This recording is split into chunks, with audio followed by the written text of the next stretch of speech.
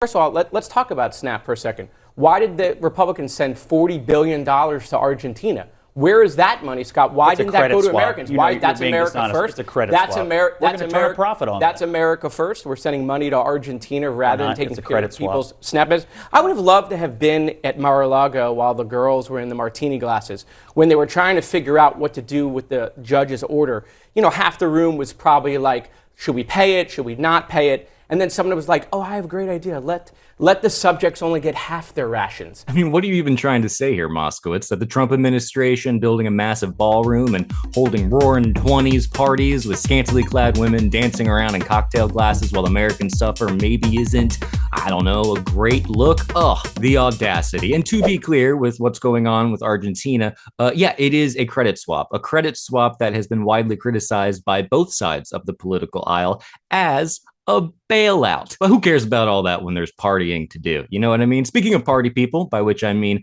partisan sycophants, here's Mike Johnson to remind us once again, y'all, that this is not the Republicans' fault. You know, the Republicans, the ones that are in charge of the House and the Senate and the White House and and the Supreme Court, actually, yeah, those are the ones. Remember, these blue states have resisted it. They've abused the SNAP program, just like they've abused Medicaid and so many other government programs, because by her example there, they allowed illegal aliens to siphon off those resources that were intended for Americans who are truly in need.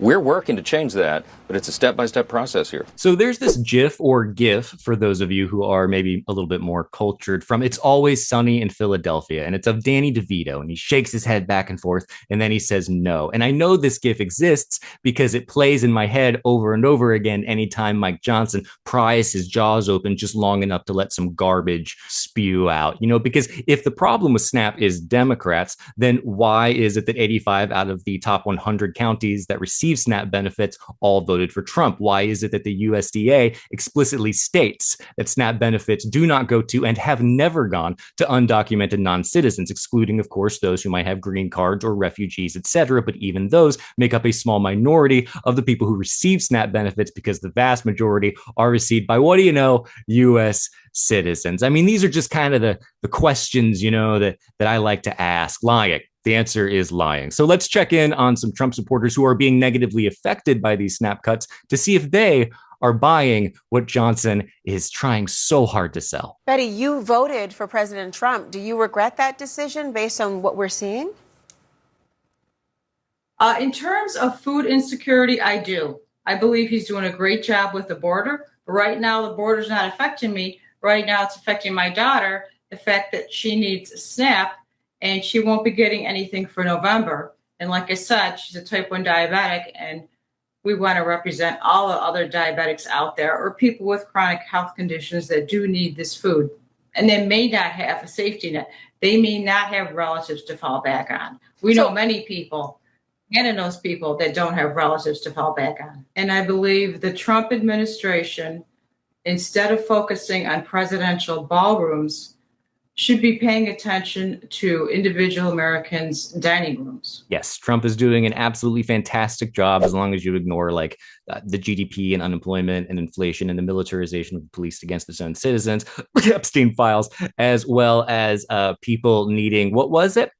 Oh yeah, food. Besides that, though, bang up job. Now, all of this brings up the question, whose fault really is this? You know, we know whose fault Mike Johnson thinks it is, and there is an argument to be made that Democrats are responsible for the government shutdown. But that brings up a second question, which is why? And for that answer, here is David Hogg to explain why the Democrats might be responsible for the shutdown and why it kind of makes sense. Spoiler alert, you know how sometimes people need food?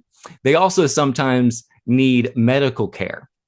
Living organisms are annoying that way. You're saying we can't mix apples and oranges, and that's exactly what they're doing. The entire reason the government is not open right now is because Democrats refuse to be complicit in having millions of Americans, including 100,000 in Kentucky, your home state, if I'm remembering correctly, Scott, that rely on ACA, that would see their premiums rise several which you can deal with separately. It doesn't have to be, those two things do not go together. But the way that they're doing this right now, they're combining both. Voting to support the budget still doesn't, if you keeping it closed doesn't fix the ACA. The ACA needs to be reformed. Healthcare needs to be reformed. This is a way bigger question. You guys failed at that last time. The whole thing was repeal and replace.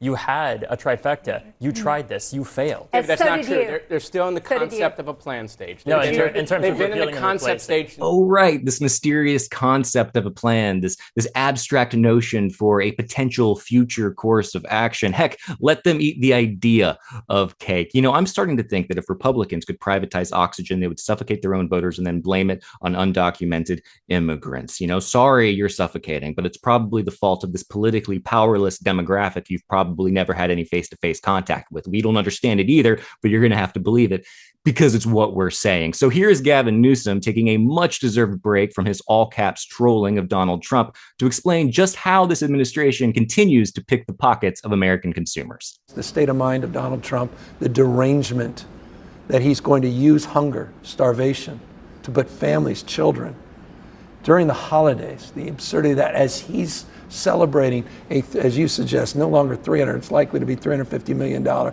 monstrosity of 90,000 square foot ballroom where he's demanding $230 million from the American people for some tithing because of his feeling aggrieved about legal affairs in the past, where he's sitting there at Mar-a-Lago around the roaring 20s as we are paying the highest taxes since the 1930s in terms of these tariff taxes. And we just paid more, as I said, for Halloween candy, and we'll pay record prices for toys in a matter of weeks for Christmas. Tariffs are a regressive form of taxation, and that the less you make, the more they affect your ability to, buy basic necessities. This differs quite a bit from, say, the mid-1940s when we had a top marginal tax rate of 94%. See, nowadays we tax the poor. Back then we used to tax the rich, and we also had a booming economy. If only there was a lesson we could learn from that. Unfortunately, over the decades, rich people gained more and more political influence, and that's no longer the case, to the point that nowadays we just cut out the middleman altogether and we elect incredibly rich people to the highest offices in the land who then throw these massive parties and build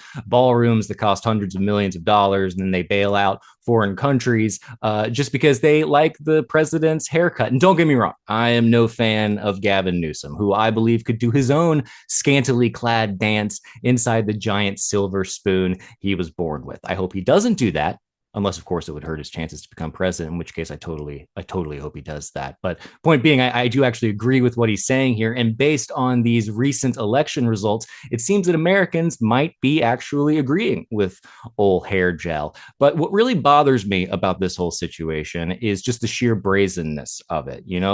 Everyone agrees. It doesn't take a liberal or some, Trump derangement syndrome inflicted SJW to recognize that all of these lavish parties while Americans are suffering just isn't a good look. And Trump has always cared very much about his image. So the fact that they're willing to do this, the fact that they have no problem hurting, let alone upsetting their own voters, suggests, as the human pimple Steve Bannon also suggested, that this administration has no intention of actually giving up power.